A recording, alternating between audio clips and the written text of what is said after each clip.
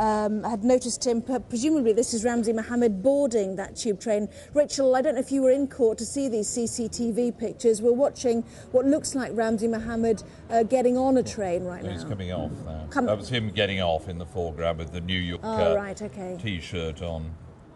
So again, these are the pictures at the Oval Station as he gets off in the foreground there. Where everyone talked about how he got off like an express train or like Linford Christie, and despite the fact that a number of passengers went after him, possibly that was the 72-year-old former soldier actually who described in court today how he gave chase, shouting to people to stop what he described as the suspect.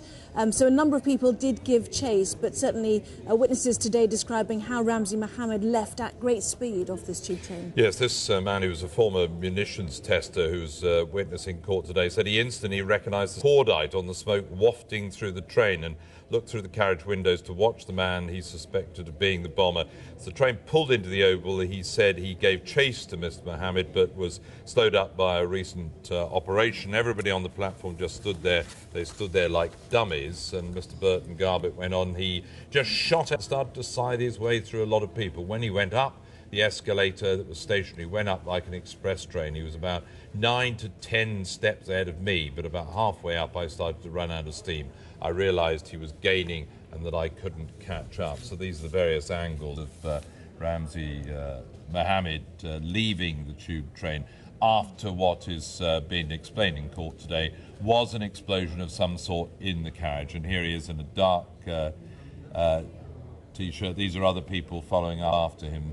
And back to the tube train, back to the carriage earlier on. And there he is, circled on the right-hand side of the screen with that distinctive New York logo on the front of his sweatshirt. With I think Daria Barrow and her child to the right there, and the fireman to the rear of the carriage.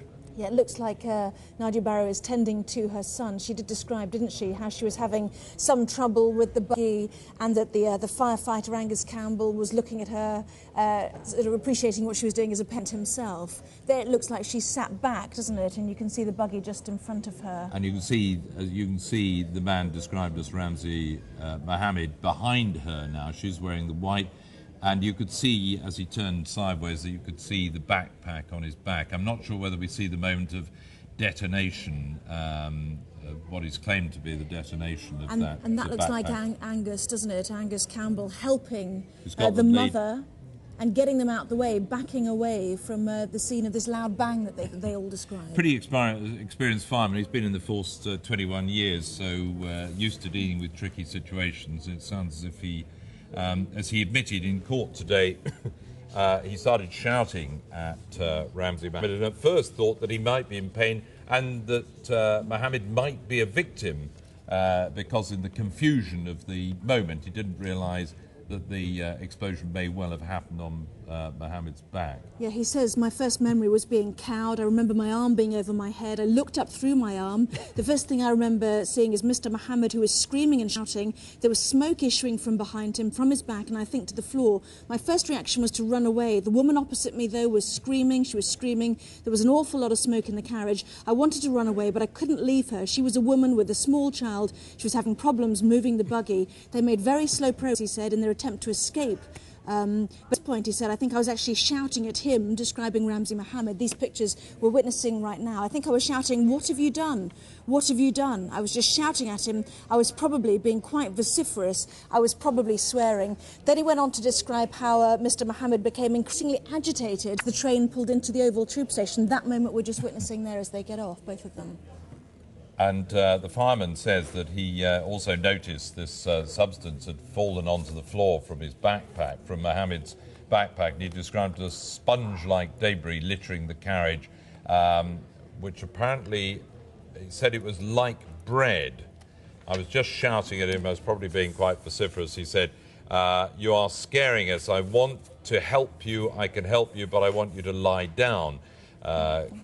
Campbell said he wanted to do that because he needed him to be submissive towards him so that he could help him. But his efforts to control Mr. Mohammed came to an end when the train pulled into Oval and the doors rolled open. Mr. Campbell said that he ran to the right, he turned right. I can remember him looking at me as he ran past me. As he went past me, he waved his hand as a sort of sending off gesture, perhaps could have intercepted him. He ran extraordinarily quickly, went past me, and I shouted at him, stop him, shouted after him, stop him, stop him. A couple of people put out arms, but the adrenaline in him was so intense. Then, of course, Nadia Barrow, who was there with her child in those pictures, said that she saw this explosion or felt the explosion and said there was a smell of oil, and she saw a spongy, foamy substance spilling onto the floor with nails in it. I just realised that something was going on because of what had happened on July the 7th. And of course that July the 7th, the bombings which killed 52 people, had only been 2 weeks before, Anna. It's hard to work out what we're seeing here, but is this a camera from a different angle, perhaps? I think it's from behind. behind, Because they see yeah. the behind angle, and they're all looking at the floor, aren't they? Ramzi Mohammed gesticulating there, talking about the fact that this sponge-like substance was bread. He's saying it's bread, pointing down to the floor quite clearly. And you can see the firefighter in that white T-shirt in the background. Clearly, at that point, he's saying, what are you doing? What have you done? What is that? The questions he posed. And this is all happening in a very brief space of time, the span of time it takes to get from Stockwell to the Oval before... 2 minutes, 20 seconds, they said in court. Before, as the prosecution claimed, Ramzi Mohammed jumped off the train. And as Mr. Campbell said, he had hoped the train doors would remain shut as they pulled into the station at the Oval, and to his dismay, they opened. And as you described, other people, a retired engineer, for example, who'd been in the adjoining carriage, one of those who tried to intervene, as Mr. Hamid, the allegation goes, made a run for it, described as Linford Christie, according to this retired engineer, George Brawley. Rachel Lamott, our correspondent at the trial, has seen these pictures and probably can explain the configuration of cameras, which was obviously causing some confusion. Rachel, but you can explain the different shots that were shown to the jury today. Yeah, the prosecution team explained to the jury that they were seeing a number of different cameras. You've probably worked out that there are two in the carriage itself, one full on and one which they explained as saying it's something that's often referred to as a reverse angle. Now, you don't actually see the moment of detonation, the bang, the explosion that witnesses refer to.